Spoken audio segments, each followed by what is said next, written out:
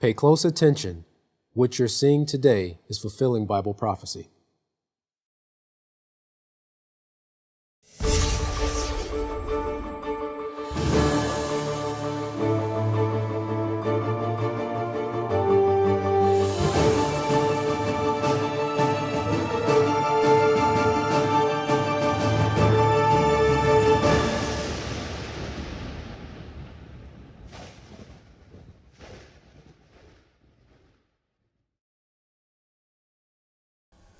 Welcome to YPN News, bringing you news as it relates to Bible prophecy. Jeff, it seems like we are dealing with another week of extremes. That's right, Katan. In fact, last week we talked about this extreme weather behavior, and this week was no different. This is the strangest season many folks can remember. It has affected plants and animals, and in fact, all mankind in this country. What we would consider a normal season, you can go ahead and throw it right out the window. Wow. This never-before-seen weather has set thousands of new records across the globe, and consider this. Both Chicago baseball teams hold their spring training in Arizona to escape the harsh, cold Chicago winters. But recently, on what we would consider the last day of winter, there's snow in Arizona, and in Chicago, families are experiencing temperatures that would remind them of a summer evening. Amazing. Now, as reported on NBC News, meteorologist Mike Seidel from the Weather Channel recently commented on our unheard of weather. He said, "It was another day of phenomenal warmth. Way up north in Michigan, in Traverse City, they hit an all-time March high of 83 degrees. Now, this has many people wondering, has the weather lost its cool? Now, it's a study in contrast and extremes. On the last day of winter in normally chilly Chicago, they have seen 5 consecutive days breaking 80-degree temps." Now, one man remarked, "There's no reason to go to Florida anymore. Stay right here in Chicago." Another resident said, "I've never seen people playing volleyball on the beach in March." And a local forecaster referred to Chicago's weather as incredible. Now, meteorologist Mike Seidel went on to say, Minnesota's March has been extraordinary also. The low temperatures have been warmer than the previous record highs. Now in North Dakota, lightweight clothing was enough for ice fishing near Fargo in 70-degree weather. Now, Katan, these guys are literally sitting on an ice cube and it's 70 degrees around them. That has to seem surreal. Amazing. Meanwhile, in Arizona, Flagstaff is digging out of its second largest storm in March. Nearly 20 inches of snow. Wow. Closing Interstate 40 and other major roads. Some people in that area have never driven in snow. Now this, of course, is the first time for them. So, how are meteorologists trying to explain this unusual weather?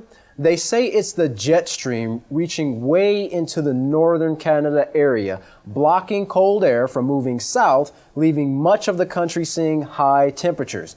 One day this week alone, 34 states reached at least 70 degrees, while all the West is colder than average.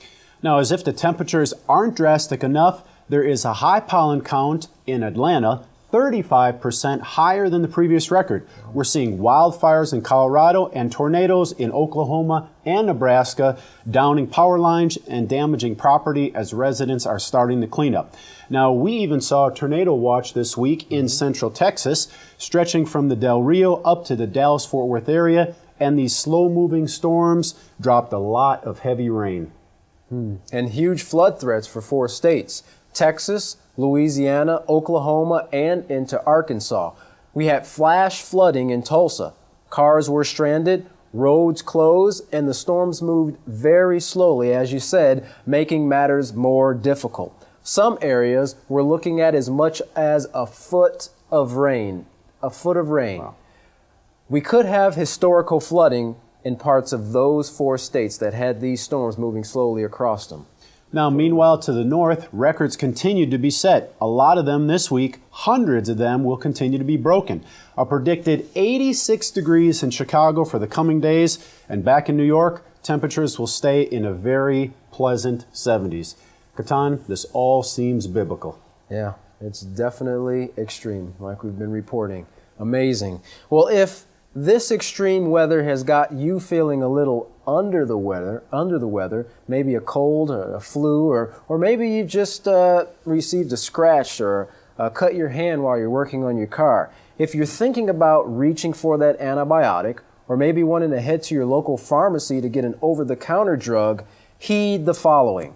A warning from the head of the World Health Organization has come stating that antibiotic resistance could mean the end of modern medicine. Now the big question is why? Simply put, the overuse of antibiotics, which have made us even more dangerously prone to even the most common infections. For example, staph, MRSA, E. coli, tuberculosis, and even HIV, just to name a few, are the growing list of bugs just waiting to overtake our unhealthy immune systems. Amazing. The scary part of this latest report is that this is just the tip of the iceberg, just the tip of the iceberg. The list of these usually harmless bugs, with the exclusion of the ones we just named, are now becoming increasingly more deadly and are growing day by day. Now, some people may say, well, why not just throw a little bit more money into the industry so that we can find more drugs? Well, the money in the pharmaceutical industry for new remedies for common everyday ailments is seemingly drying up. Why? Because there's more money in the pursuit of new drugs for diseases like Alzheimer's and Parkinson's disease than the everyday common day cold. So what is the industry suggesting to reduce your risk of infection? It might surprise you. Only use antibiotics when you have to, for only as long as prescribed, and avoid medicated foods, and be aware of counterfeit medications. Now, Catan sounds more like a Band-Aid than an actual solving of the problem. That's right, and then as a result, we're going to see people getting sicker and sicker. Now, it reminds me, or makes me think of the fact that Yisrael Hawkins has been teaching for over 50 years now to just stick with the basics that's found in the Holy Scriptures. The eating of clean foods, the using of the herbs that the Creator Yahweh's given us, and the abstaining from acts that bring forth diseases and sicknesses in our bodies. If we do that, instead of chasing after the glitter and glamour of the pharmaceutical industries, we wouldn't have to deal with this today. Now that sounds like the real solution. And it's simple. Well, before we turn it over to Yisrael Hawkins, who's going to explain Bible prophecy, we're going to replay two of the articles in last week's broadcast. Here they are. Moving on from the warm weather to the hot tension going on in the Middle East. For months, the tension between Iran and Israel has been rapidly increasing. However, no country has ever been isolated the way Iran is about to be.